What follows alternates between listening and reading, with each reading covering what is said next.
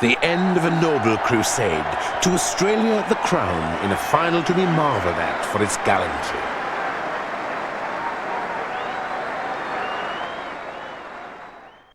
There's a dream I feel, so rare, so real. All the world in union, the world as one. It's the world in union, the world will be as one.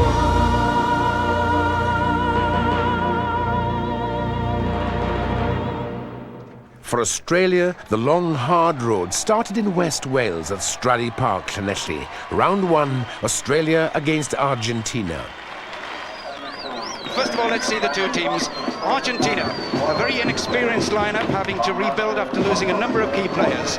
They have a 19-year-old prop in Federico Mendes and 3 other players who are just 20, including the key halfbacks Arbizu and Camadon. They have a total of just 121 caps, 77 of them held by just 3 players.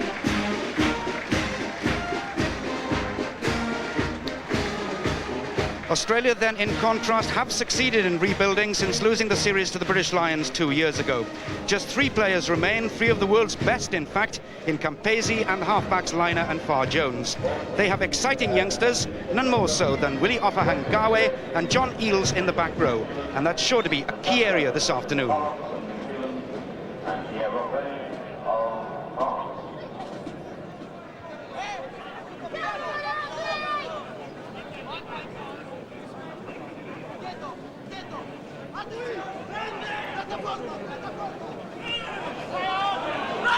Camadon under pressure from Poitevin, puts up the high test to them.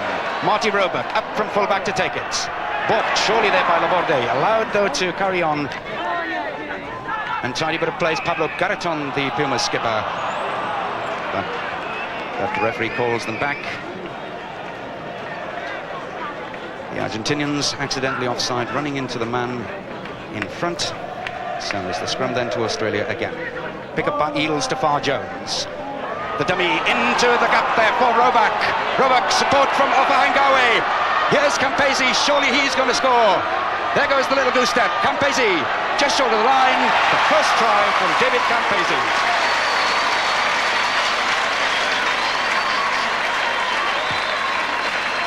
So the locals then greeting that score with delight.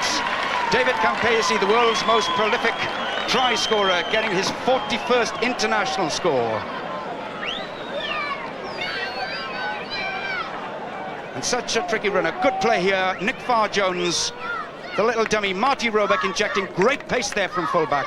A nice run. And look at this man, Ofahangawe, as a good flanker should, in great support. Out to Campese. Seemed for a moment to be crowded out, but there he goes. The little goose step, dodging inside and getting support from his forwards to drive him over.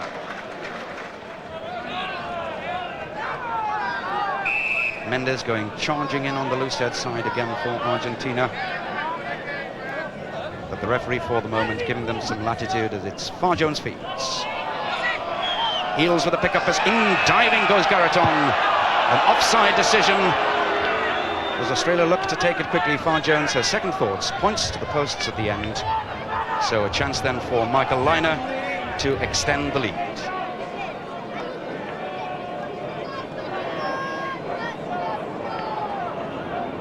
Bill Calcraft, the Australian power there. Well, it hasn't come through yet, but what Nick Far Jones is trying to do is keep some momentum going. That's why he's moving quickly to the tap penalty and trying to keep that momentum and hopefully break down the Argentinians. But they're doing very well at the moment.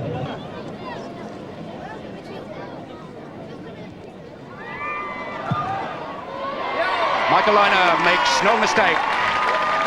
So the joint favourites for the World Cup then extend their lead over the Pumas of Argentina to 7 points to 0.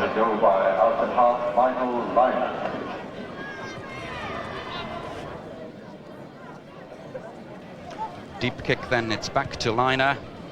It's a long kick by him, but he's not going to find it, surely will he? Terran back on it. As Arbizu and Del Castillo decides to run himself. Goes on, gets past the tackle there of Horan, but the ball is loose, and the charge here is by Phil Kearns. What pace the hooker has. Good support play too by Australia. Poidovan was in there. Cooker also. Here comes the second phase possession. It's that man mountain off Ahangawe. Cooker couldn't quite take the ball. Poidovan again. The Australians coming in tremendous waves. Tony Daly this time the prop. An Argentinian lying on the wrong side and penalised for going over the top. Ahangawe it was who took it on. What a tremendously powerful athlete this man is. Farr Jones in there also. Cooker couldn't quite take it. And at the end of the day, the Argentinians, who are known the world over for killing the ball, Daly it was first of all going through, but then the forwards went in over the top.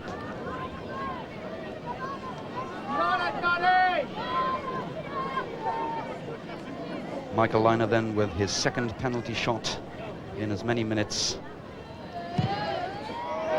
Excellent kick again by the outside half. So with some 17 minutes gone then, Michael Liner has made the Australian lead 10 points to 0.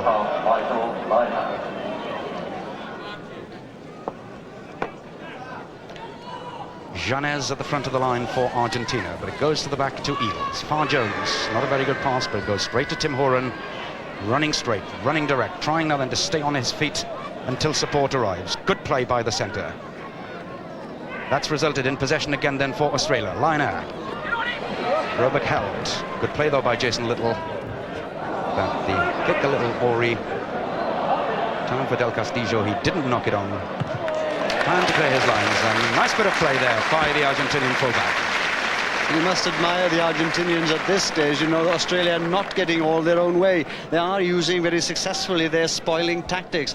You know, the lineouts is just about share of the good possession, the lineouts so far. Australia have won 5-4. But good play coming up by the fullback here. He's having to recover, get the ball, and look at this little sidestep there, and another one before he finally gets the ball away. Back live then, beautifully taken by Horan. Goes for the gap, Mackenzie outside him, but he doesn't need him. Australia's second try then of this game, scored by the centre Tim Horan. His 5th try in 12 international appearances for his country. And Australia then extend their lead once again to 11 points. Well, Australia will be very happy with that move, particularly because they worked it off the back of the line out, and Farr Jones is a very effective running straight at them, forcing them to tackle. And there's the opportunity that's arisen from there, and Horan, well, he finished it off himself. Had the support of Mackenzie, but he didn't need him. Liner then takes his time. Slots it beautifully between the posts. So Australia comfortably in the lead then as we come up to half-time. Tim Horan, Gerald, being suggested one of the stars of this tournament, maybe. Oh, he's a lovely player, he's a lovely runner, a very strong runner. But what appeared there in that movement was the way that he plucked the ball out of the air. Some good handling work by him.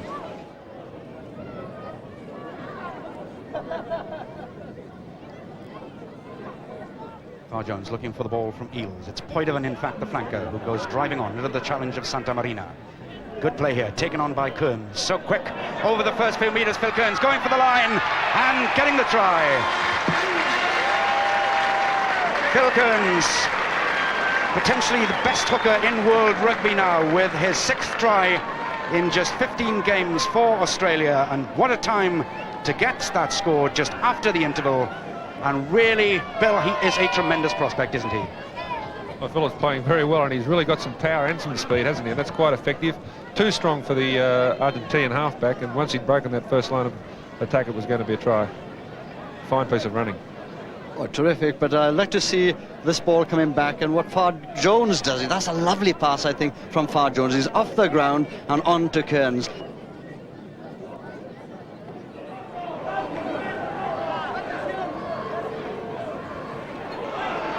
Again, Argentina looking to put pressure on the scrum. Eales controls it, though. Farr Jones goes for the gap, past Carreras, gets support from Eales. Off Ahangawe in there too, as is Simon Poidovan. Good play by the Australian pack. Liner. Kick to the corner, downfield in fact, down the centres, through go the centres. Horan though couldn't quite take that ball. Camadon for Argentina. The Australians stung into action then. And getting the put in at this scrum find, Gerald Davis, important maybe psychologically for them to get some points back quickly. Exactly, it's just like going down in tennis. You know, if you've lost your serve, you've got to react immediately to win the next match, and I think it's up to Australia to do that now. They're in a good position to do it. The scrum has gone down though, so back they'll have to come again. David Bishop telling the two front rows to make sure that they stay on their feet. Having a look on the far side of the scrum then as Far Jones delivers the ball to Liner. The dummy in on the burst is Campese. So David Campese gets his second try of this game then to extend Australia's lead once again. And from David Campese, it was simplicity itself, Bill Courcroft. Well, Australia will be very pleased with it. Indeed, it's the response they needed straight away. But you'll see that Nick Farr Jones is quickly taking control of the game here and is really going fast and straight himself.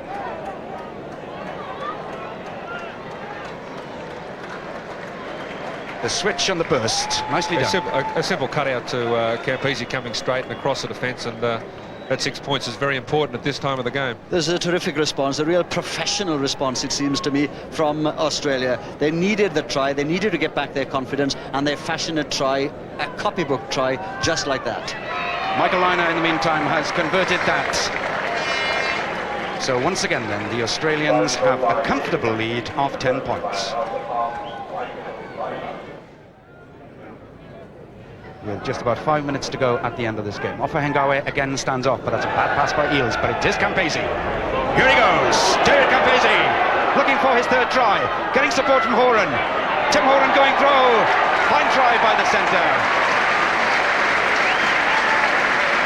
So from unpromising beginnings in that move, Australia finally finish it well, take the score up to 30 points, and again, good, strong running by Tim Horan from the initial break by David Campese. But let's look at Campese here. He really starts shifting. He sees the gap, but it's his pass from here that's lovely. He moves inside, he moves outside again. When he is stopped, that's a good pass, I think, to Horan to keep the ball moving, because Campese at that moment could well have been stopped.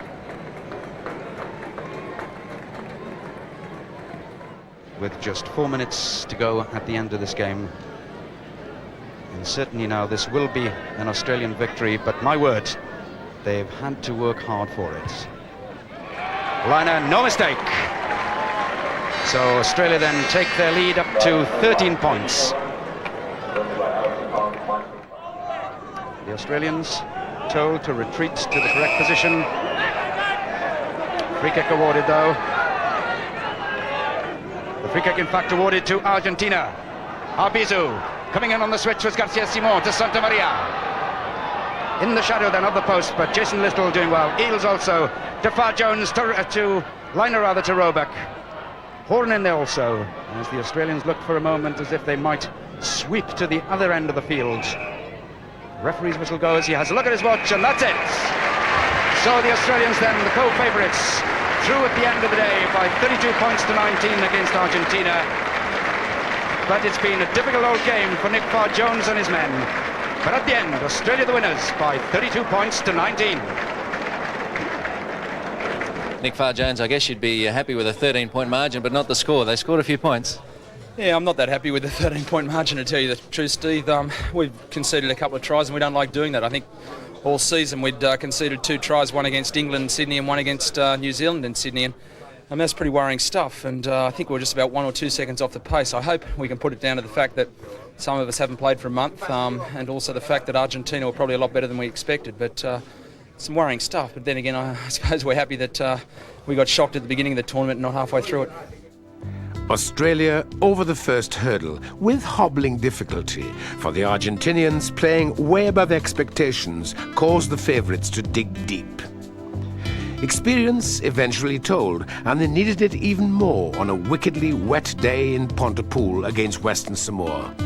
They were riding high after soundly beating Wales 3 days before. Now, a bigger challenge.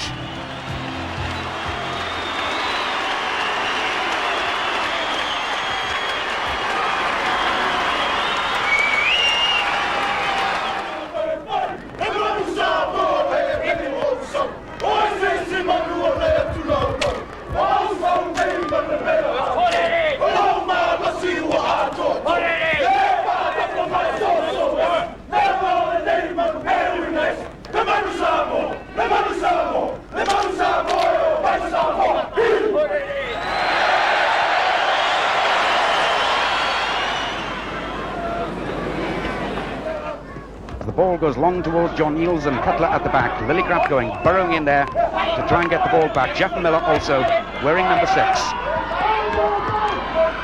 ball alive for Nick Farr-Jones then on this great day for him, becoming just the 3rd Australian of all time to pick up 50 caps. As Australia battle to get the ball, they're staying on their feet though, trying to drive it on, putting pressure early on these Western Samoans. Finally going to ground though, collapsed, says referee Ed Morrison.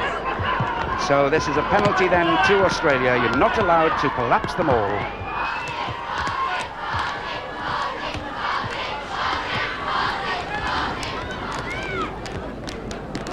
Michael Lynott today winning his 49th cap, just one fewer than his halfback partner Nick Farr-Jones.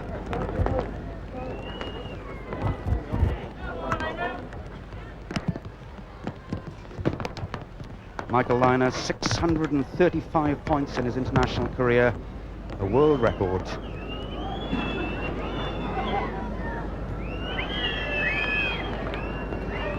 Michael Lynott then strikes the ball beautifully straight between the posts. So after just 3 minutes then of this first half at Pontypool Park, Australia lead by 3 points to 0.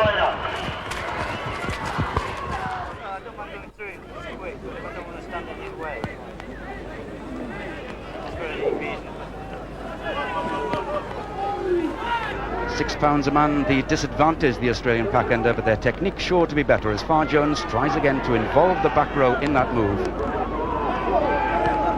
Farr-Jones trying to stay on his feet, but in some trouble there, took a bit of a bang.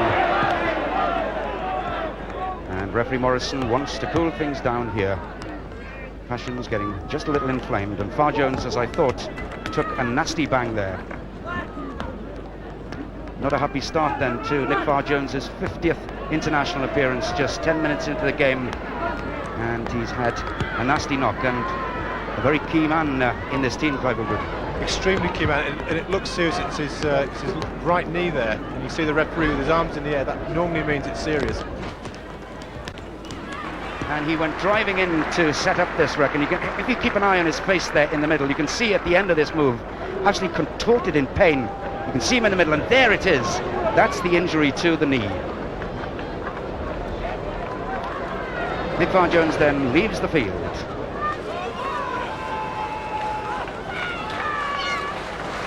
As Kearns goes towards Cutler. And back to Slattery. To Lynott. Opens it up here. Anthony Herbert. A battering round. But what a tackle on him there by Calliope this time, I think it was. My word, they really are awesome tacklers, these Western Samoans. Herbert is a big man, and he was absolutely decked. And that was like the meeting of two planets, and there's no love lost between these two sides, but that was a fair tackle. But my word, that was magnificent to see. Yes, this is the first meeting between the two countries, and the Western Samoans feel a little aggrieved about that they haven't had the opportunities from their South Sea neighbours, Australia and also New Zealand. For the moment, it's Australia going on. At the back row forward, disengaging from the scrum, which he's not allowed to do. So the penalty conceded then to Australia, and a pretty straightforward chance here as we come up towards half-time for Michael Lynott to extend Australia's lead. Well, I think 3 points here is really you're starting to talk about winning margins in these conditions, and again it's a matter of being down the right end of the field, because those penalties, well, they're a matter of judgment, they're marginal, and it's an important goal, I guess, for Michael Lynott.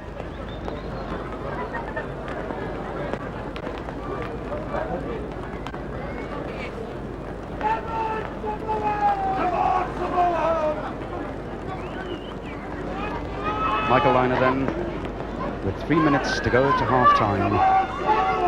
He scored Australia's only points earlier in this game, a penalty after just 3 minutes. Makes no mistake, Michael Lynott, an excellent shot. So the Australians pretty happy with that. And after now 38 minutes of the first half, Australia lead by 6 points to 0.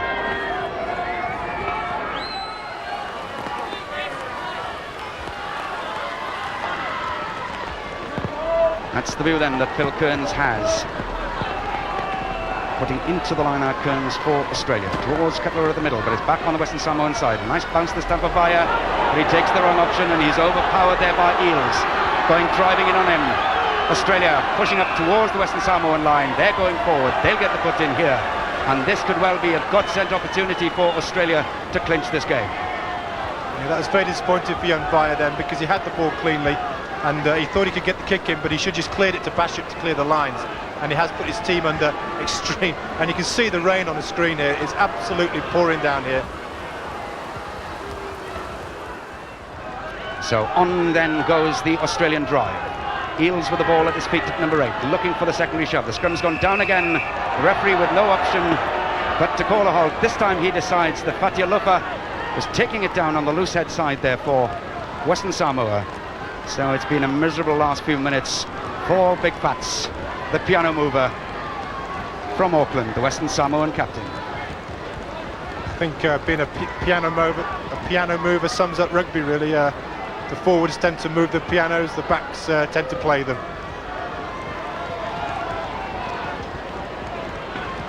Liner looking for a hat-trick of penalty shots in this game.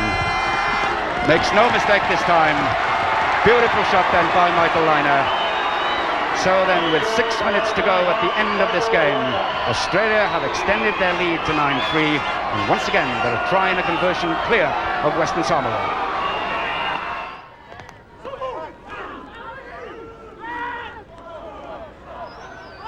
The ball again with Australia. Eales asks for one last shove from his pack, controlling the ball at number 8. Trying to play a bit of football with it. The scrum once again has gone 90 degrees. Surely there can't be much time left in this game. 3 minutes now almost of injury time gone. And that's it in fact. That's the end of the game as referee Ed Morrison blows the final whistle. A really tremendous game of rugby despite the conditions. But for the moment, it's Australia 9, Western Samoa 3. Phil Kearns, I guess it was even more difficult than you expected. Yeah, it was. We knew it was going to be tough, firstly against the Western Samoans. As they showed against Wales, they're a hard side to beat, but in these conditions it just makes it especially hard. The ground was obviously very wet, the ball was wet, and you know, we're happy to get away with the win, but it wasn't a good performance by us. The line-out of special concern? Yeah, our ball, we went fairly well. Their ball, we had trouble contesting. They had a lot of two-man line-outs and they worked very effectively for them. That's something obviously we're going to work on. Our scrum still needs a bit of work. At times it was excellent, at times it was pretty poor. So there are a couple of areas of our set phase we've got to work on. And again, our play at the breakdown we've got to improve as well. So, Australia struggled a little against the popular and talented Western Samoan side. One more step to the quarter-finals, Wales at Cardiff Arms Park, scene of so many titanic struggles.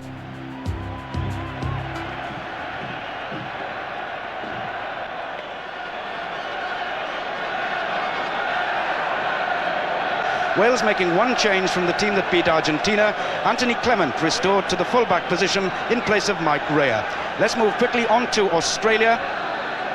Well, they bring back their experienced men after giving some of their reserves a run out against Western Samoa. Michael Liner captains the side today in place of injured halfback partner Nick Farr-Jones on his 50th appearance.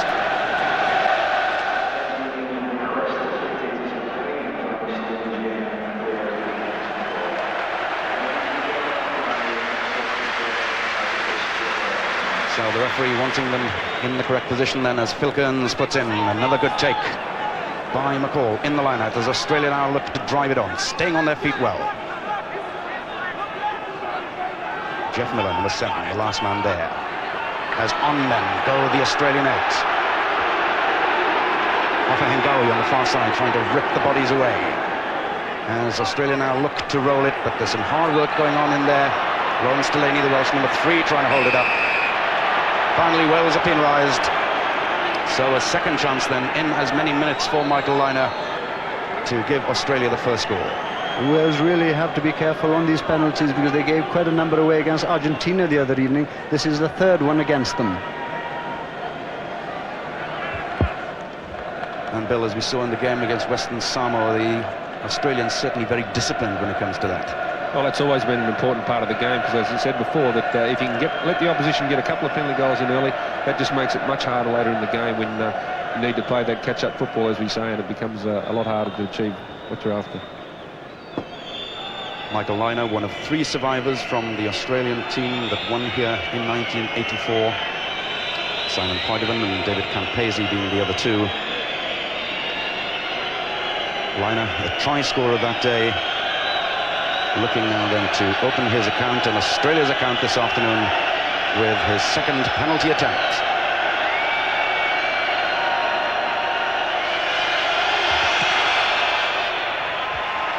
That's an excellent kick then by Michael Liner. So with 9 minutes gone here at Cardiff Arms Park, first blood to the Wallabies.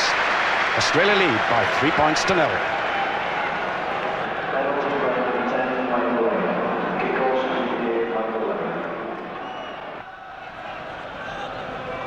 The ball alive then on the Australian side is Jeff Miller. Showing great strength there, not the biggest of flank forwards, but doing well as Australia then inch their way up towards the Welsh line once again. Finally the ball goes to ground and a Welsh body going in on the wrong side, so another penalty, yet another penalty for Australia. Yeah, I think that's a very good illustration of the point we made earlier, that Australia had that ball under control. It was their ball. The Welsh defence really had just to stay back and try and hold the line rather than concede another penalty. You can see it here again, the Australian forwards have got it inside their pack and in good control. Comes back in a moment. And there it is, the Welsh front row, I think, diving in on that ball.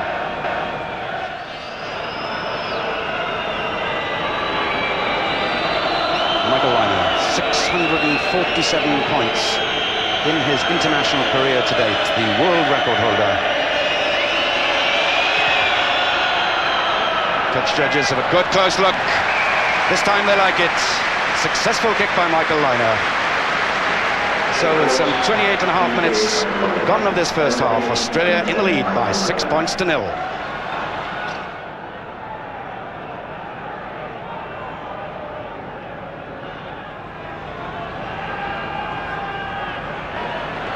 Tap back again then by Ofahangawi this time for Australia.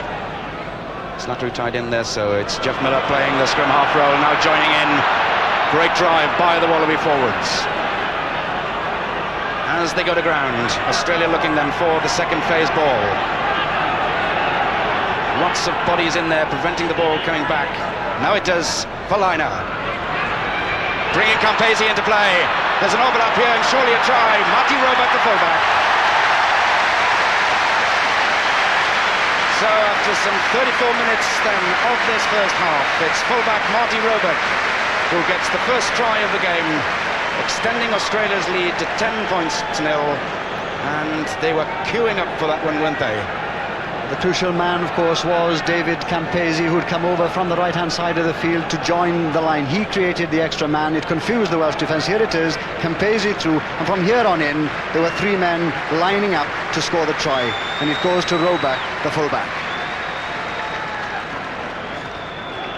This is up looking from the front-on view. Certainly Australia knew what they were doing there. See Campese sneaking in from the blind side, and once he got behind the fence, it's just a matter of hands to the wing, elementary stuff, and they scored a try. But you do sense that Australia really knew what they were doing there, the way they drove the ball up through the forwards, delivered to the backs at the right time, and that's the result. Marty Roebuck getting his third international try in just his 7th international appearance, and he had men over. Kearns going towards the back again. Miller got to it, and it's Horan in centre field. Coming in on the burst is Jason Little, ploughing his way through the Welsh side. The long pass for Campese, gets the bounce. The little goose step back inside for Kearns, but he's in touch. And a rare moment there for David Campese in this game. He created the only try of the game, but he had a little bit of room there. It was the only touch, I think, that he had right throughout the first half when he created that first try, and he's touched it again the second time. Once again, he looked dangerous. So once again then, Wales forced to defend just metres out, some 5 metres out from their own line. Deciding this time, as they're so close to the line that really they need to have a full line, but beaten there by the Australians, but the Australians using an Australian forward, using the shoulder of another forward there to get some height. So it's Tony Clement again then.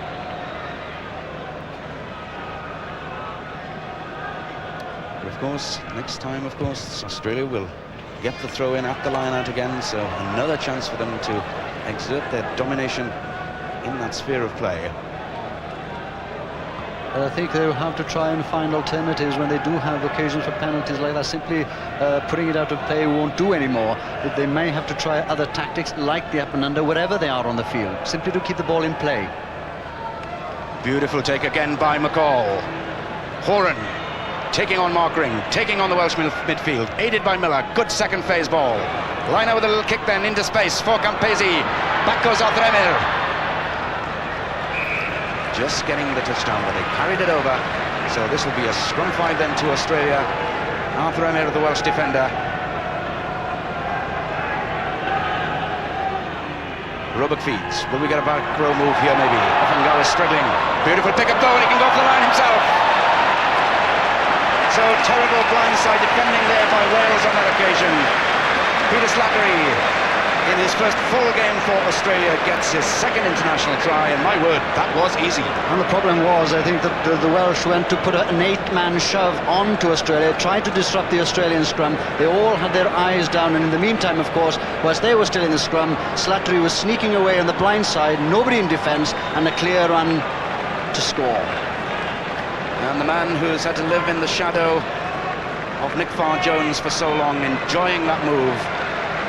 And there we see the acres of space provided for him. So easy, that.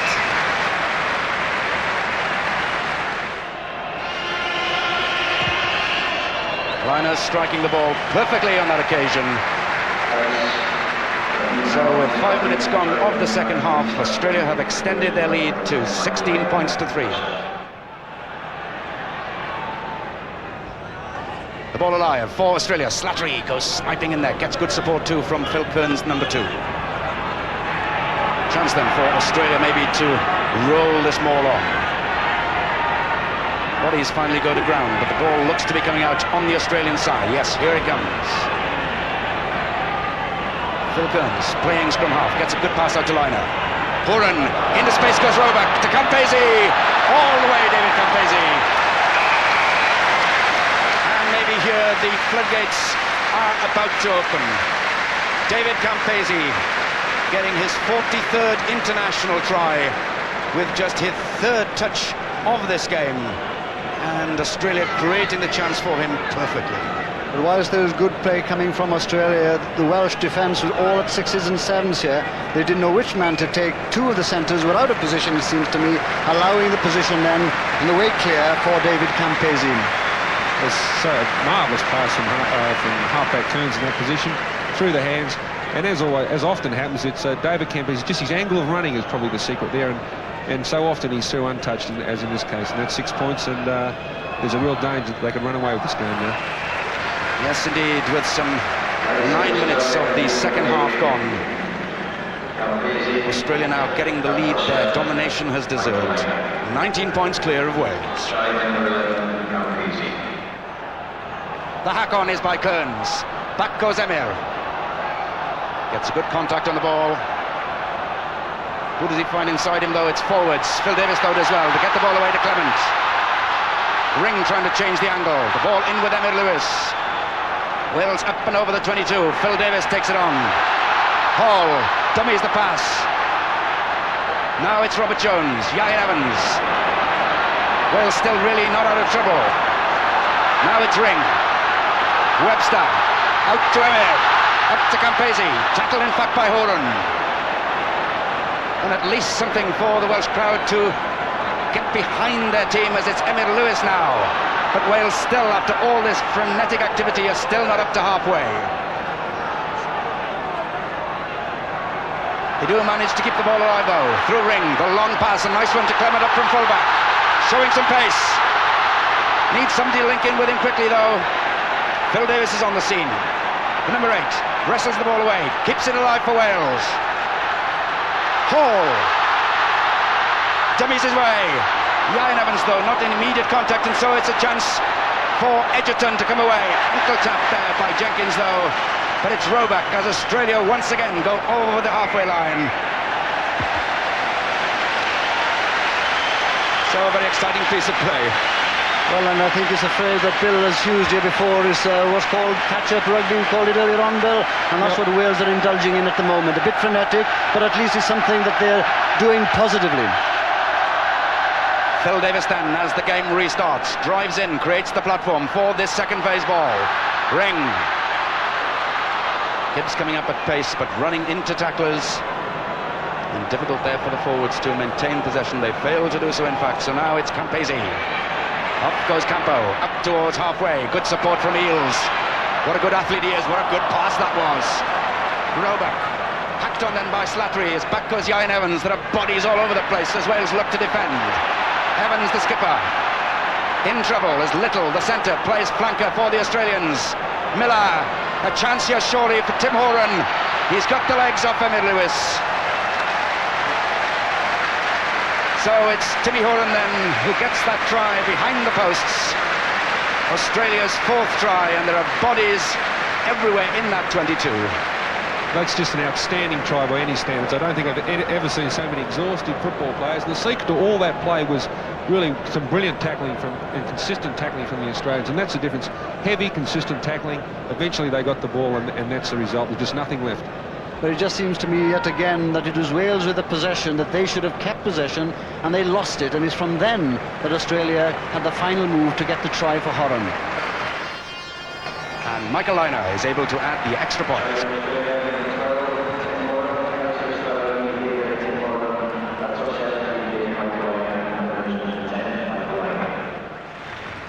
Liner in his 22 decides to open it up then. Up at speed, there came Robert from fullback, but he was well tackled by Gibbs. Jeff Miller though coming away for Australia. He's had a fine game for them this afternoon, and they're queuing up to handle in this move. Campese again injects the pace, sidesteps, gives the pass to Liner. He can go all the way himself. He's got Offengawe should he need him. He doesn't need him. So another superb move then, and a superb try by Australia, as Michael Liner celebrates his 50th cap with that superb try. Well, it's a matter of just too much energy from the Australians at the end. Good clean possession. Miller did well to pinch that ball and set it up cleanly. Plenty of people on the short side. And Campese, well, he was probably having a bit of fun there. He could have given it early, could have given it several times. Liner with plenty of support on the outside and inside.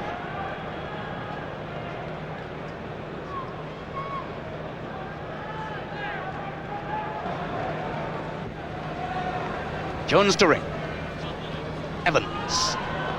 Well tackled again. Told by the referee to release the ball immediately.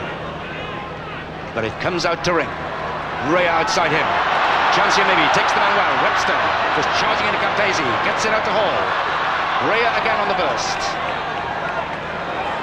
Lawrence Delaney, one of the few times he's had the ball in his hands here today. Jenkins the prop. We're now 5 minutes into injury time at the end of this game. And Ring sends the flat ball there to Clement. Knocked over though by Horan. There's a touch of 7-a-side about this game now, and Poitevin maybe, yes, can set Marty Roebuck away for his second score.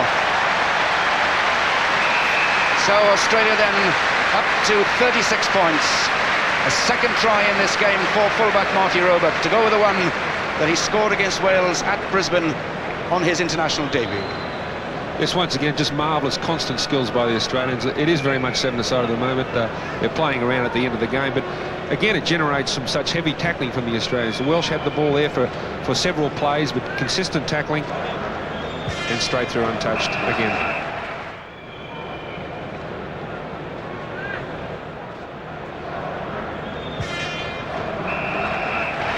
The conversion is over from Michael Liner, and that's it. That's it then. Australia through. The final score, Australia 38, Wales 3. Marty Roebuck, what an experience at Cardiff Arms Park for you. You're not wrong, Stu. It really was a dream come true. The forwards did the right thing today. They did. We were a little disjointed, probably still, a bit unsure of ourselves early in the game, but we came together late in the game and really produced the goods that we're looking for later on. The fluency wasn't really there in the back line in the first 15 minutes, even though you were dominating possession. Yeah, that's true. I think, again, we were a little tentative, and, Campo's brimful of confidence, as we all know, and he was really getting us to try and get on the front foot, and fortunately we came through. For the first time in the tournament, the sharp edge of the Australian game was seen, even though Nick Farr-Jones was out of the team with a knee injury. The 5 tries against Wales put the Wallabies in great heart for the quarter-final against Ireland in Dublin.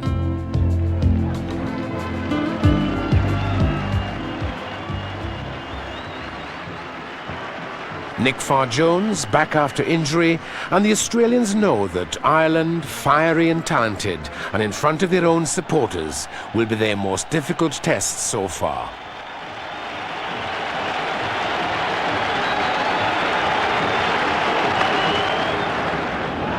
Australia welcome back skipper Nick Farr-Jones after injury. He and Michael Lynagh in tandem today for the 38th time, the most experienced half-back pairing in the history of the game. The Wallabies have been building up gradually through this tournament, and now they could be ready to explode. Rob Saunders with it.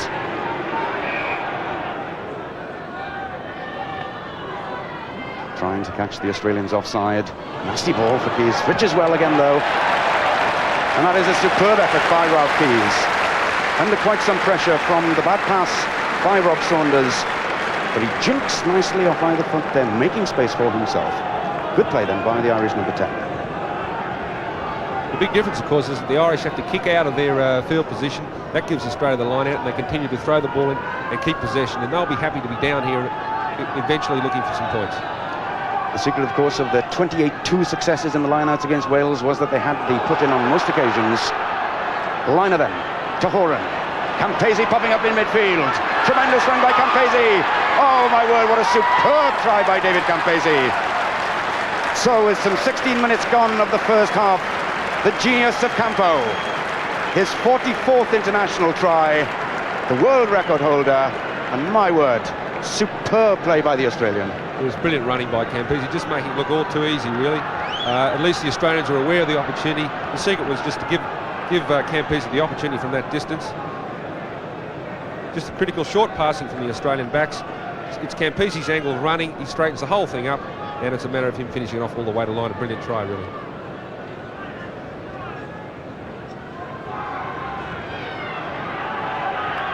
So a pretty straightforward shot then from in front of the post for Michael Lynagh. Gives it a good hoof. No mistake at all.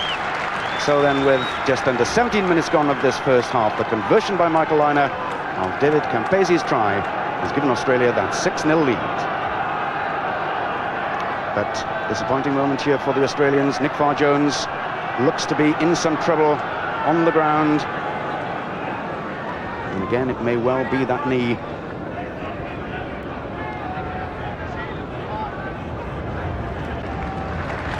Yes, a very sad sight indeed.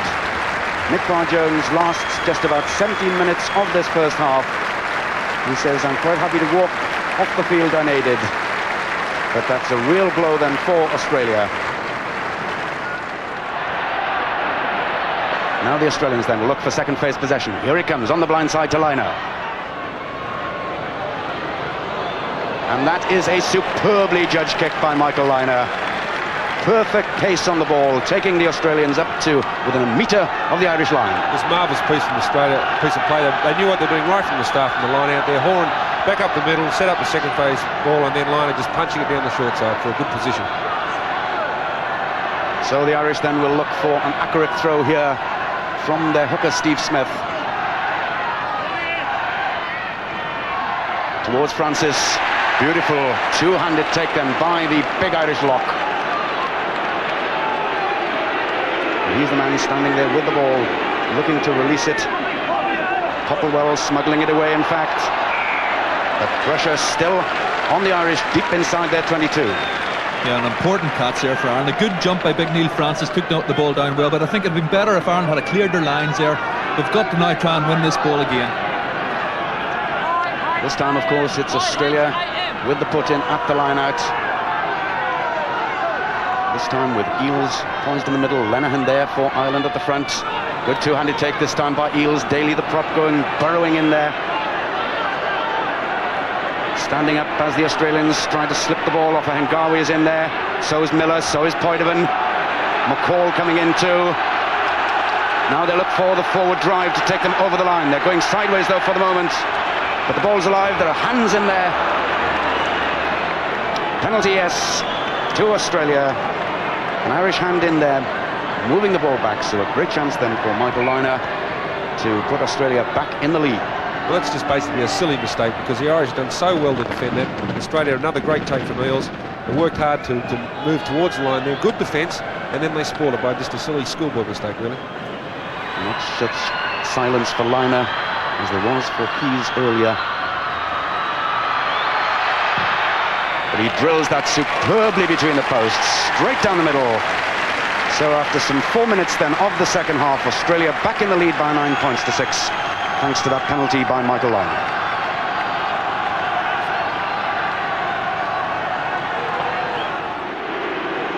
Saunders again feeds them. Robinson once again controls the ball. Staples has come up on the blind side from fullback, but they're going open. Drop goal a chance there for Keys. In off the post. My word, what drama. After 10 minutes of the second half then, the sides are level once again at 9-all. Ralph Keys with his second drop goal of this competition. And what a great position it was for Ireland. I think it was really the solid scrummage that made the difference. It had all the options here to push over, a back row move round the side. In fact, they decided to quickly pass it back to Ralph Keys, and that wee man can hit them well with either foot. Put that one over with the right. Lovely drop goal for Ralph. So, my word, what an occasion, what a game we have on our hands here. Great height on that kick then from Saunders. But the Irishman, Phil Matthews, I think in particular, in front of the ball.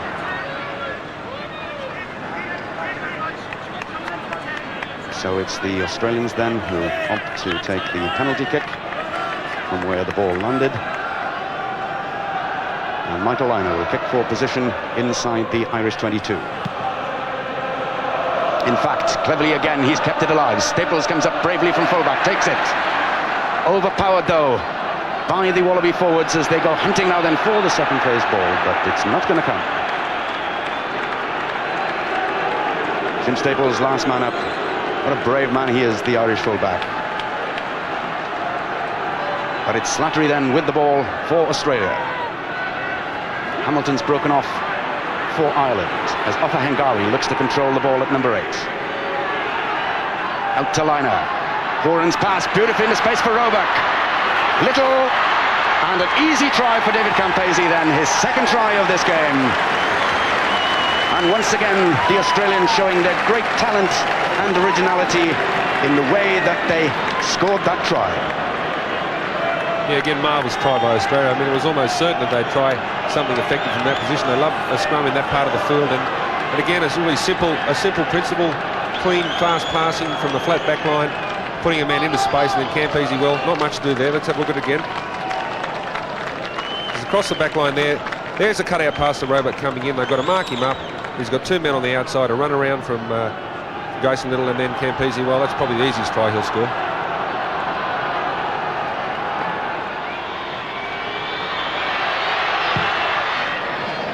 Pretty good effort.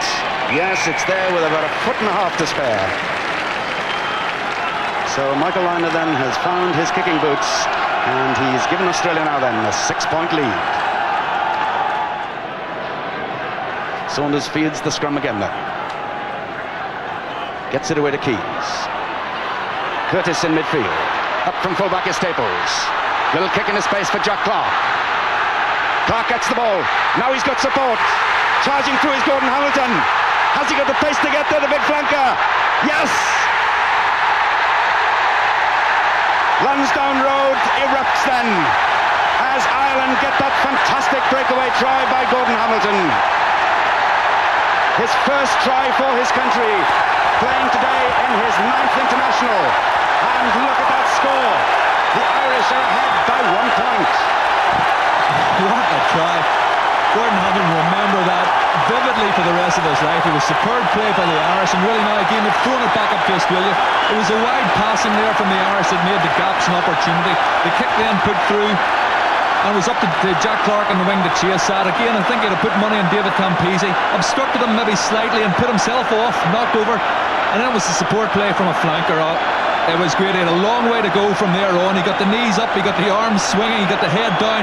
He was looking round. Rob Edgerton was coming across from the far wing and did a good tackle, but they just had the momentum, carried him over. What a great moment then for Gordon Hamilton. As it's Ralph Keys with just 5 minutes to go at the end of this game. Ireland in the lead by a single point, as Ralph Keys looks to extend that lead to 3.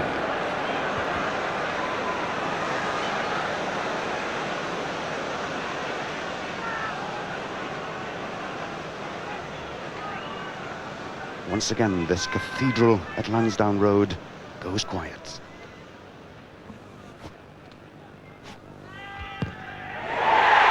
That's a superb effort by Keys. So incredibly then, with 4.5 minutes of normal time to go at the end of this World Cup quarter-final, we seem to be in for a major shock. Ireland leading Australia 18 points to 15.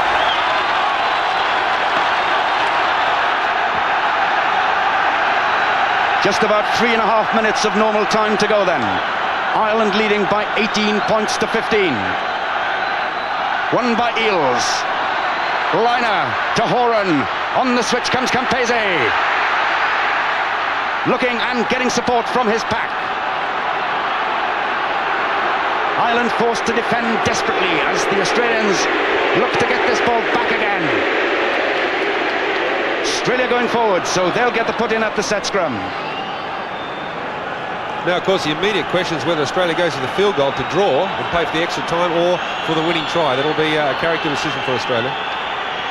Yes, in fact, just to remind you, 10 minutes each way of extra time should the sides finish level. Ofa Hengawi controls the ball at number 8, finally releases it. Horan, the pass, Little to Campese, going for his hat-trick. Tackle short, Liner's in there, Liner scores. So the great champions that they are then, Australia bounce back immediately with a try by Michael Liner.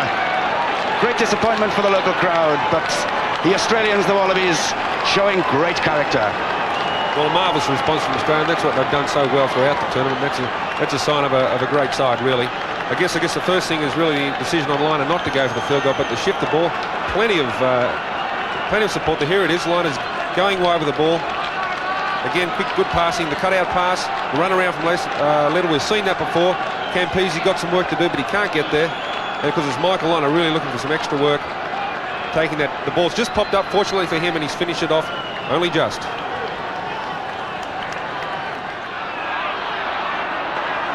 And Jack Clark really sure he must keep the ball alive. Staples. Little almost getting the interception, knocking the ball forward. And is there time for play to continue? Almost a minute and a half of injury time at the end of this game. No, that's it. Australia through then by the skin of their teeth. Winning by 19 points to 18, but my word, what a superb performance by the Irish here today. The final score here then, dramatically at Lansdowne Road. Australia 19, Ireland 18. I'll tell you one thing, that was 80 minutes of rugby. Ireland just didn't give up. We knew that what sort of side they were, but every time they got in our half, they put the pressure on, and eventually we had to crack, and we did, and we let them in for one try. I guess you're expecting that number of high balls. Yeah, I think it was very windy up there. In the first half it was running one way, in the second half it seemed to have changed around. And every time we put a bomb up, it just seemed to hang. And it makes it very difficult, especially the ball's been so light. Our forwards, Australian forwards, didn't play as well as they might have. No, I think it's a credit to Ireland. I think they put the pressure on, and they made our players probably not play as well as they should have. I think it was, we're down to win or lose now, and we've just got to realise it's 80 minutes of rugby, and we've got to dominate from the start. We can't afford to sort of take these in the first half and then sort of build up in the second.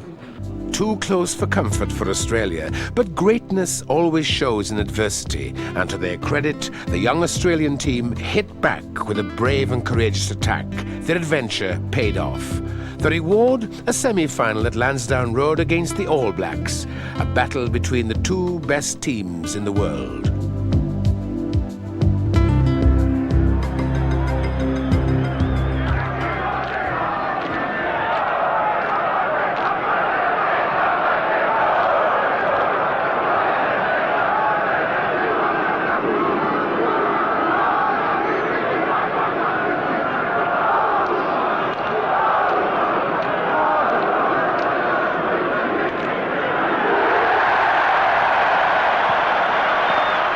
I think the Australians do exactly the right thing. The haka is a war challenge. It's a throwing down of the gauntlet. And Australia stand there and accept the gauntlet, and that's exactly what the haka is supposed to achieve. I think the Australian team there showing just one change from that finished the quarter-final, that started the quarter-final. Troy Coker coming in at number 8. New Zealand, of course, also forced to make one change. Kieran Crowley, who didn't even start in the World Cup party, was flown out last week. He comes in at full-back after injuries to Terry Wright and Shane Philpott. Grant Fox.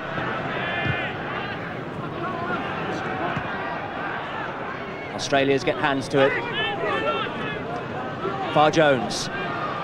Liner. Hoists.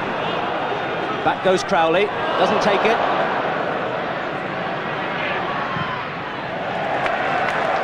Has he made touch? Oh, only just. And that looked like a real promising attack there for Marty Roebuck. But Kieran Crowley just about getting his kick into touch. Yes, he did well there, because I don't think he was sure whether he'd carried the ball back, and I think he had. He took it just in the field of play, so he had to kick it and not press it. Kieran Crowley, vastly experienced. Played way back in 1985. Lost his place to John Gallagher, and then to Terry Wright earlier this year. Kearns throws one by Eales. Far Jones, Liner. Liner steps inside, swallowed by the All Blacks. Far Jones. Campese. David Campese. David Campese all the way.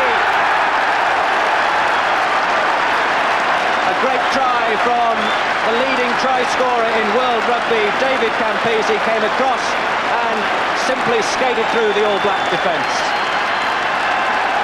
Yes, I think a brilliant piece of running from Campese will give you a lot of confidence. But here's the secret: it's a good ball at the back, and Liner straight at the opposition, sets the ball up. In come the Wallabies. It's always going to be a quick ball, and I think actually plenty of options for Campese here. He drew his men well, and he could have gone to any one of two men, but he finished it off magnificently, really. Here we see the try again. This came from a very good line out, and Liner up very flat to take the ball over the advantage line, then sets it up perfectly. You can see it there. Far Jones quickly clears it back to the left. New Zealand backs are caught in the ruck, and Campese just keeps running because the gap's there, and the cover is not quick enough to run him down. That's a great start for Australia.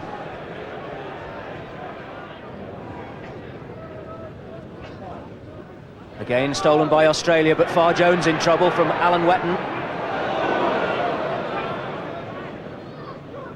Australia take it though. This is Horan. Lovely little dummy from him. And a good touch kick indeed from Tim Horan, the inside centre. Good little dummy, and then a great touch kick. There you see one of the great strengths of the Australian backs. They're all ball players. They can all handle, pass and kick.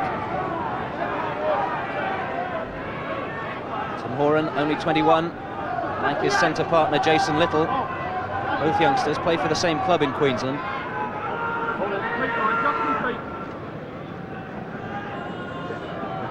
Michael Jones there, the All Black flanker, who of course can't play today because it's a Sunday. He refuses to play on a Sunday.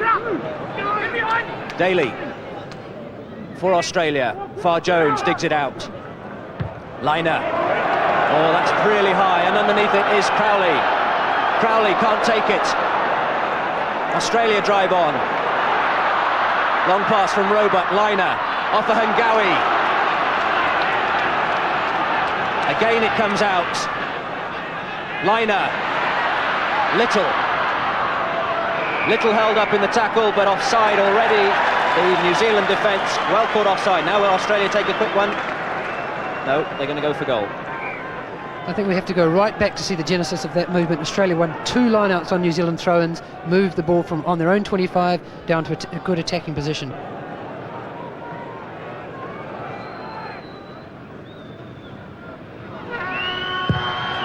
He needed that one. Michael Liner needed that kick, and so did Australia. After 12 minutes, they go 7 points to 0 clear. Australian line out. Liner, long pass, the loop for Horan, doesn't take it. Poidevin recovers.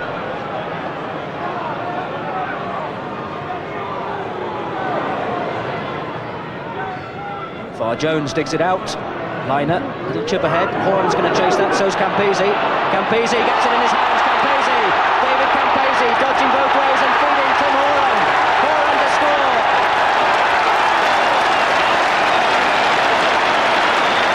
Tim Horan scores for Australia. A marvellous try, and it all came from that man, David Campese, yet again.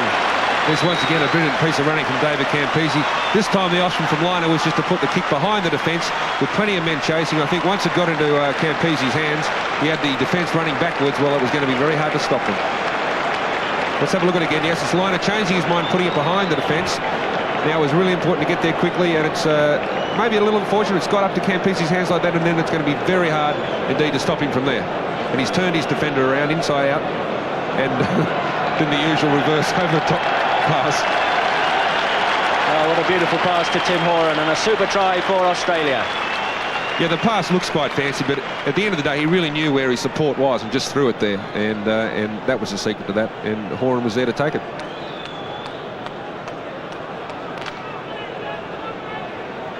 And importantly, they were the points that Australia need, because they've been down here some time now. They certainly got a good start, but scoring again is really going to put a lot of pressure back on New Zealand now.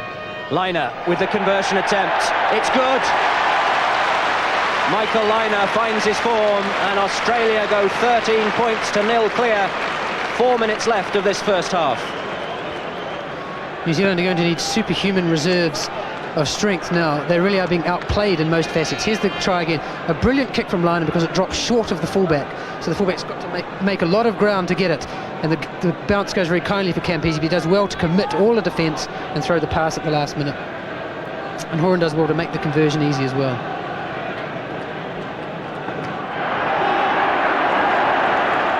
The Australians now have the ball through Roebuck. Farr Jones digs it out. Little, Horan, Campese looking outside him, and Innes forced to scramble the ball into desperate defence.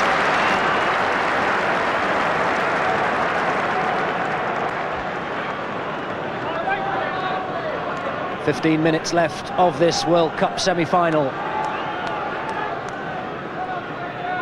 Yeah, I mean, that's just marvellous play for Australia, because they've had to defend consistently against some great attack there for 5 or 10 minutes, and then as soon as the chance came, they were able to respond in numbers and get up there, and at the end of the day, New Zealand perhaps lucky to escape with the line out in this position.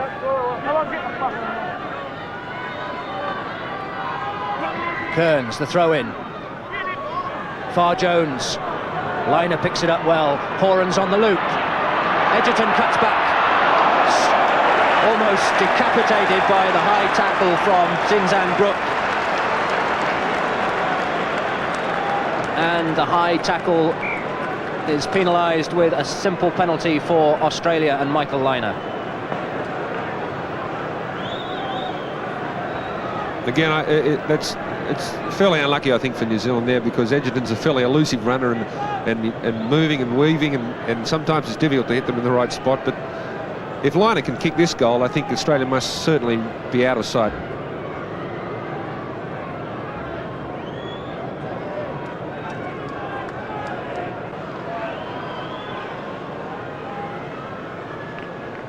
Looks straightforward enough, doesn't it, for Michael Liner?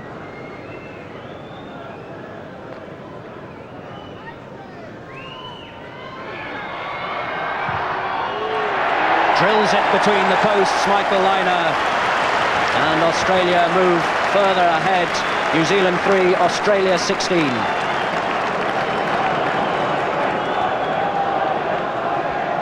It's a very long, hard climb from here. Those tired Wallaby forwards walking back to the mark, hurried along by referee Jim Fleming. They've done a great job this afternoon. They've taken their team into the World Cup final next Saturday. The Blacks win that line-out ball, but scrappily. Batchup now. Batchup falls over. Innes. 1 minute of injury time played. The All Blacks again try to... And the knock-on, and the final whistle goes. And Australia are through to the World Cup final. They've beaten their oldest and fiercest rivals, New Zealand. They've beaten them comprehensively, scoring 2 tries in the process by 16 points to 6. We had a mission, and we always seem to lift ourselves against New Zealand, and from the word go we put the pressure on and kept it going. And you're still scoring and setting up tries? Oh, I'm very lucky. Everything seems to go my way these days, but as you're saying, you've got the opportunities, you've got to take them. Yeah. Tim Horan was calling for it, but you weren't looking at him. No way. He scored too many tries already, so... No, I mean, I was always going to give it to him. I knew he was there, but when I got the ball, I could see my winger didn't know what to do, so I kept on going. And I knew Tim was always on the outside, so I gave him the ball when I had to give it to him. A sweet moment for Australia, victorious in a truly mighty match, the finest of the World Cup to date, the kind of performance that sweeps away all judgment. The prospect now of a memorable final between England and Australia.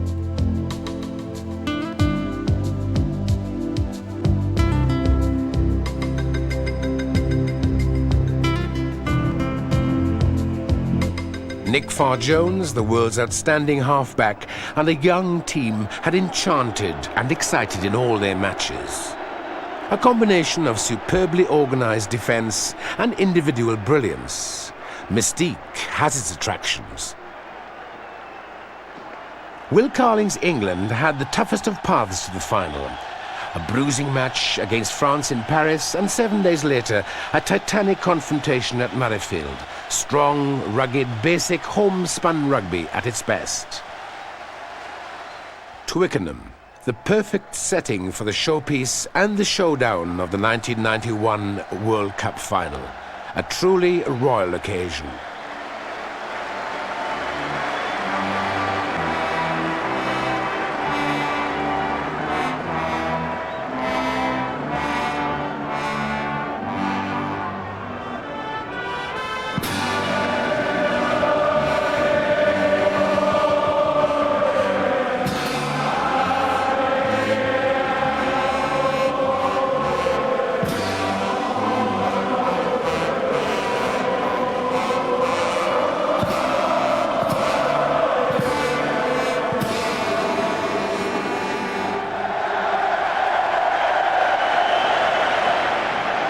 Just a chance to recap on the teams. England first, and it's the same 15 which beat Scotland last week in Murrayfield, which means that Simon Halliday retains his place on the right wing, with Mike Teague at number 8 and Mickey Skinner on the blind side. Will Carling captaining England for the 25th time. And a look at Australia. No change there either. Nick Farr-Jones came through that semi-final against New Zealand with no further damage to the knee he injured against Western Samoa. The back row has been the other area of concern, but Troy Coker had his best international so far against the All Blacks and keeps his place at number 8. David Campese today winning his 64th cap, Simon Poitevin his 59th. Both say that this is their international finale.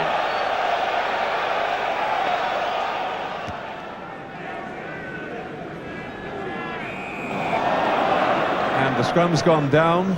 That was actually fortunate for Australia, because Troy Coker there just fumbling the ball at the base of the scrum, and had the whistle not gone, that would have been a knock-on and a scrum down to England. Picked it up cleanly this time. Farr-Jones trying to create space. They do it for Campese. The chip through, and Campese, he's in the lead. And a touchdown by everybody getting in the way. Winterbottom it was who got the touchdown in the end. The referee giving a 5-metre scrum, Australia's ball in attack,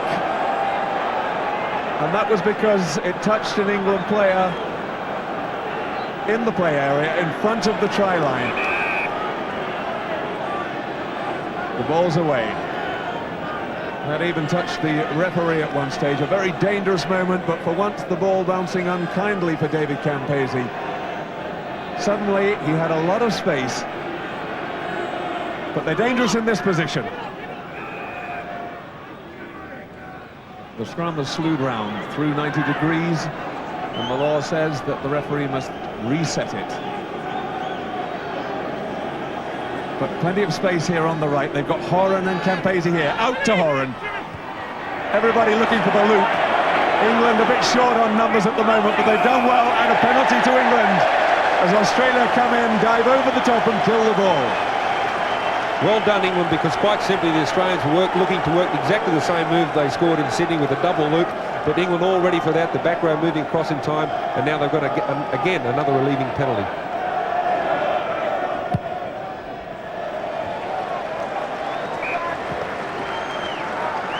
But can you give this guy Campese any room at all? Here he is, his first glimpse of the ball, chips over. Teague Winterbottom, no way they're going to catch to him, but look at that, last minute, just bounced away from him.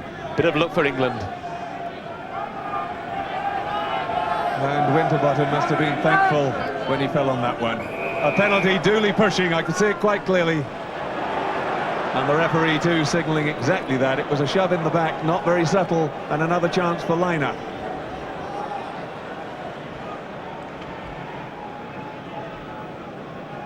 Well, once again, it's Michael Liner to whom the responsibility falls to put Australia in the lead. And he won't have gained any confidence from his last attempt, but it's a type of kick from this position in the field where he'll like to hit it hard and true and could possibly get a result with this. Look at the big push in the back there from Dooley on Eales, right in front of the referee. Not very clever at all.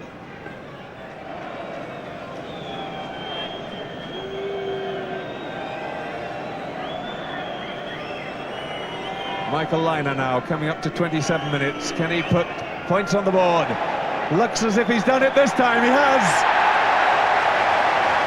That will stop the heart fluttering for Michael Liner. A much more difficult kick than the first one, but this time he's on target.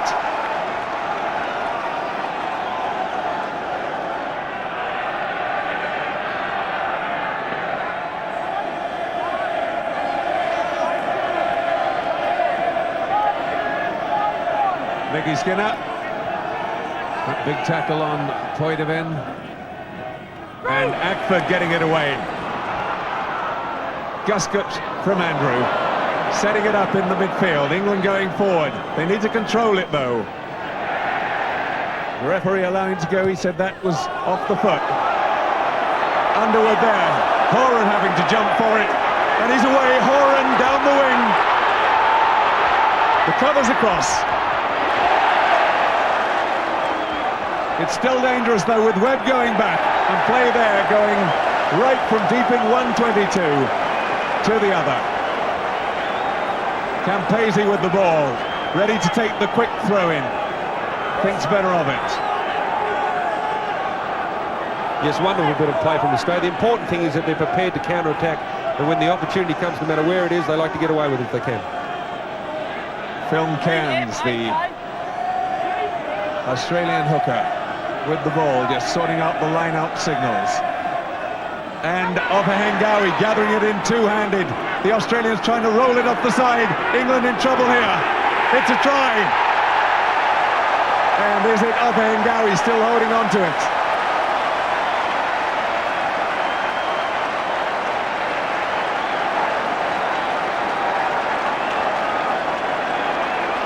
And up with the ball, it looks as if it's Ewan McKenzie, the prop. The tight head prop for Australia. Came in to support the catcher in the line-out, Willie Ofahengawi, smuggled it off him and was driven over. Let's have a look at now. A great take from Ofahengawi, unexpected perhaps, and I think it's Tony Daly that goes there, claims the ball and drives. They get around the English defence. It's just a shift in weight, and that's the result. Catching the English forward pack unaware of that occasion. But it all came from that marvellous bit of counter-attack. There it is. Perhaps they weren't. They hadn't marked Ofahengawi. Then he had a clean jump and took it. But see how the weight is transferred around the English forwards, and they're caught by surprise, and that's the result.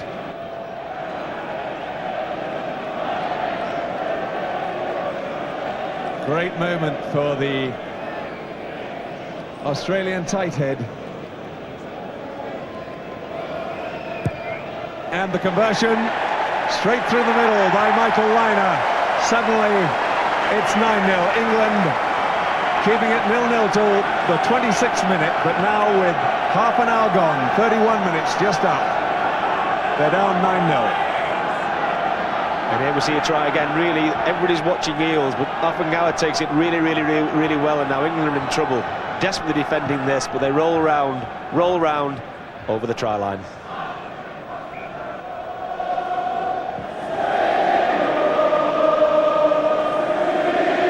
Well, just over 15 minutes left on the clock. And that's a kick between Webb and Halliday.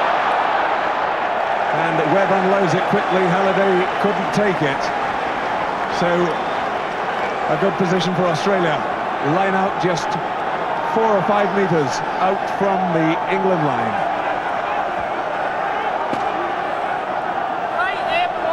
If you look closely now, you'll see Campese having a chat with his centres, and they've obviously got some options on if they can win the ball.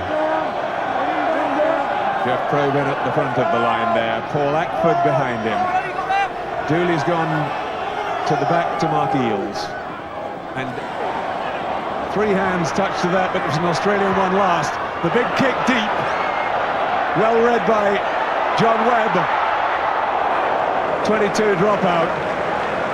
They started off as if they were going to run that one, tore at the England defence just to lull them, and then Liner putting in that clever kick high into the dead ball area for Campese to chase. And there it is again, Liner bringing the backs up onto him, and there's space in behind now, and the bounce of a rugby ball, it just goes England's way. John Webb, though, did well to stay back exactly for that.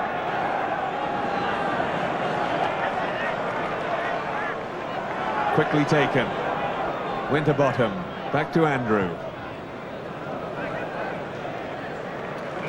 Difficult to see how Cairns could have been onside then, but he got away with it. Just putting pressure on the England fly half. Play up to the 10-metre line. Australia's throw at the line out.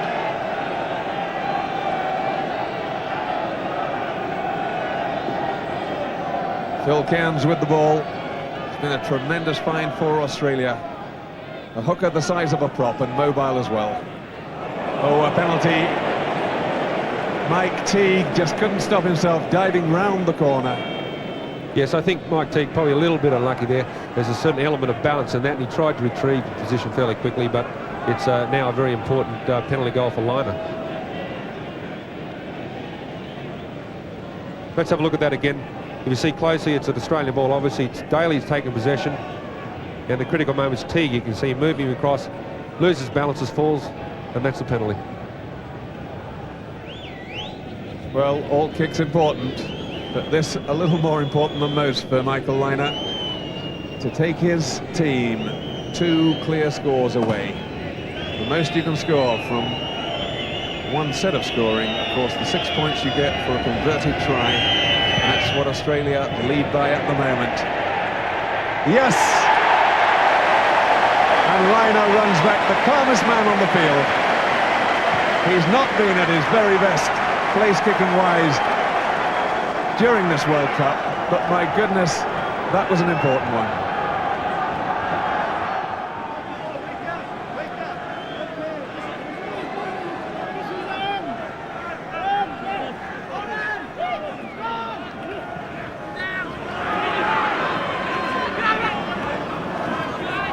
Back to Liner, and he will kick it.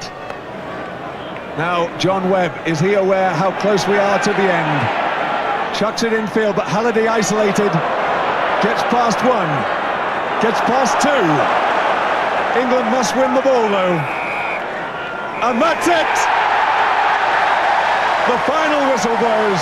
Australia said from day one they weren't coming here to run second, and they've taken the trophy. But a really magnificent challenge from England. They gave it absolutely everything.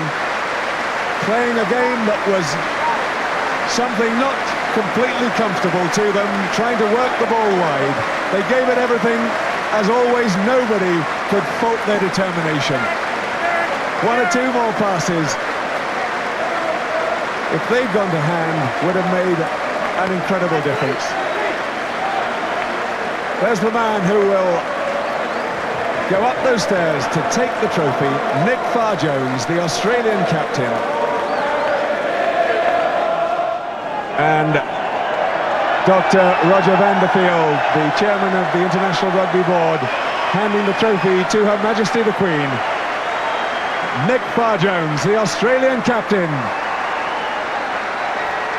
The moment he has been working and waiting for. They weren't modest when they arrived. They set their stall out, saying that's what we've come for. And that's what they've got. Michael Liner, the vice-captain. What a great tournament he's had. Michael Liner, so much more than the kicker. Point of him, the great old warrior, 59th cap. And Roger Utley, knowing that England were beaten by the better side on the day. McEwen, the try scorer, Cairns the hooker, John Eales, who had such an important game in the line. response from the England crowd here at Twickenham, all singing Swing Low Sweet Chariot. Fantastic scenes. Willie Oppahengawi, what a mighty game he had. And Troy Coker, the number 8.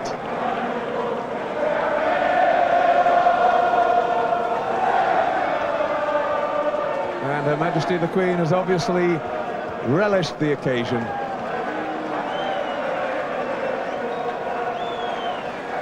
Rob Edgerton, Rob McCall, David Campese puts his own special mark on the cup, like he puts his own special mark on every game.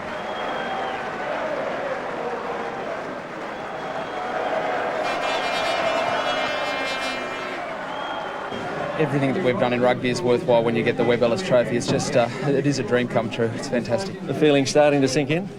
No, I think it'll take quite some time. I don't think it'll sink in before we get home, and we see what the supporters got to say when we got home. But as Simon said, the support has been tremendous. It really lifted us. I mean, for our team to come through, trial us in the semi-final and then the final, it just shows you what the team's made about. It's just total courage. And what's ahead for you guys? Well, I don't care. I mean, I'm going to have a good night with my team and my family, and you know, I'm going to decide in February or something like that. But whatever's ahead, it's going to be good. Bob Dwyer, you must have aged 20 years in the last 2 weeks. Yeah, that's probably right. The Ireland match, which was so tense, the New Zealand game we pretty well had under control, and then this game, we had very much the better of the first half hour, I thought, and then we couldn't seem to do anything that was right. We either lost possession or gave away a penalty, one or the other, and it was we were under a lot of pressure, that's for sure. Did England play the way you expected? They didn't. They certainly didn't use the high kick into the box area as much as we would have liked. I'll tell you what, I've dreamt about this for a year. Cambo, you didn't see much ball out there. No, I was very unlucky the first touch I did get it when I kicked to the header. My soccer skills are getting a bit bad, I think. It's too much, not enough practice at training. Yeah, I thought it was a certain try, actually. Yeah, oh, well, that's how it goes. What was the feeling in the last 10 minutes? I mean, England was still in it. Oh, they sure were. Well, it was one of desperation and you know, wanting to make more tackles and just trying to get the ball and get it down the other end of the field, really. And gee, it was a great effort by all the guys. Well, your front row in particular, and Tony Daly, we're trying to establish whether just who it was that scored the try, whether it's you or you, and you're going to clear it up. Oh, he can have it. It's all right. It's only a World Cup try. Somebody better claim it. Oh, we'll take 2 points each, I think. Australia, in winning the World Cup, had in 4 weeks offered a flourish of triumphant rugby. It deserves to be treasured by all those who care for the game.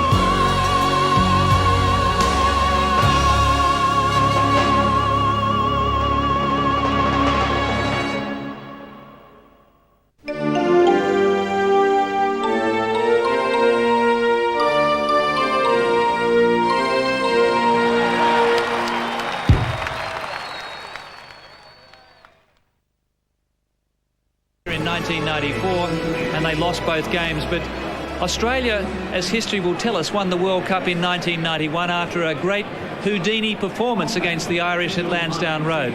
Remember the name Gordon Hamilton? He's the guy who turned Australia's Cup campaign on its head with his electrifying burst 7 minutes to go to the Lansdowne Road goal line. This has got pride of place. This is an award for the finest try in the 91 World Cup.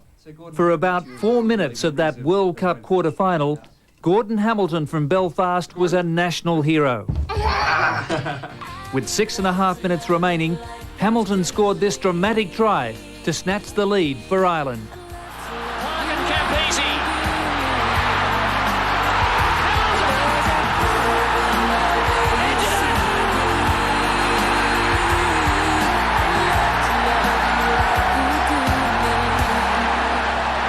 Halfway to 3/4 of the way to the line, I thought to myself, you have a chance here, and I could sense that Campo had given up the chase, and it was more a case of trying to beat Edgerton to the corner. So I made it by the skin of my teeth. And some people have been quite unfair and suggested double movement, but there was no way it was a double move. A wave of frenzied euphoria swept Lansdowne Road. The World Cup favourites had been brought to their knees. Everybody was obviously very excited. I remember a piece in the Irish Times about how if Protestant Catholics come together so well for an event like that, why can't we do it for the rest of our lives on an All-Ireland basis? So when he scored, you know, the boys walked back to just asked the linesman how long to go, and Michael Lyman just said, right, we just got to kick long, and we've got to score. In one of the great Test match comebacks, the Wallabies followed their skipper's lead to engineer the great rugby escape. Yes! He got it! And I was actually walking back, I was pretty tired at that stage, walking back out to the wing, and the ball had gone in the scrum and we were off again. And luckily, Noddy, as a good 5'8", actually supported really well and scored in the corner. And the interesting thing was, if you watch the Irish supporters, they all jump up for a second, then they realise they've just lost, and that's why there was silence all over the ground.